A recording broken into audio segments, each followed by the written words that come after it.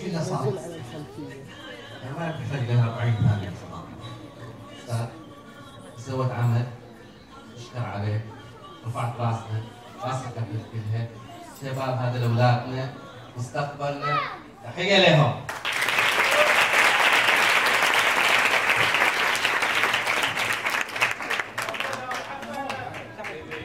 بسم الله الرحمن الرحيم. اولا كل عام وانتم بخير، لكم مبارك، وان شاء الله نلتقي وياكم دائما على المحبه والخير في اجواء في المسرح من خلال الرسائل اللي قدمها مخرجنا الجميل واخونا اللي دائما يحتوي النجوم. هذول نعتبرهم انا النجوم في سماء الفن في المستقبل ان شاء الله.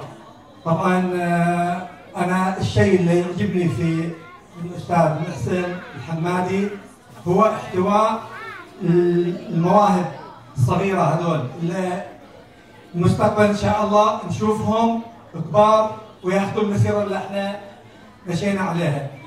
وصراحه عمل حلو يحتاج الى بس تقنيه في توصيل الكلمات الحروف، لان اذا ضاع حرف من كلمه ضاعت الجمله كلها.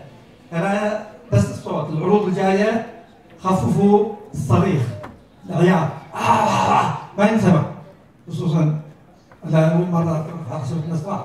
بس العمل عموما رساله واضحه وتشكر عليها استاذ.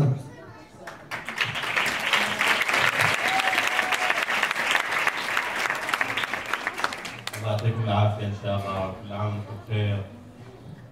طبعا انا وقفت على هالمسرح هذا واجد، وانا من طلاب ابو هادي الله يعطيه العافيه، واول وقفه لي كانت على المسرح هي ابو هادي. طبعا الكلام اللي قاله استاذ علي واستاذ مهدي ان ابو هادي يخرج طلاب وما شاء الله، هذا عدد ما شاء الله الحين. هذه شهاده، يعني انا بحكم ان انا مع ابو هادي اشتغلت في اكثر من عمل، يعني احنا غرفنا من عند ابو هادي الى قلنا بس في تدريب واعمال وما شاء الله لين طلعنا بهالمستوى. فالشكر كل الشكر الى ابو هادي على هذا الجيل وعلى هذا التخريج يعني، والله يعطيه العافيه ان شاء الله.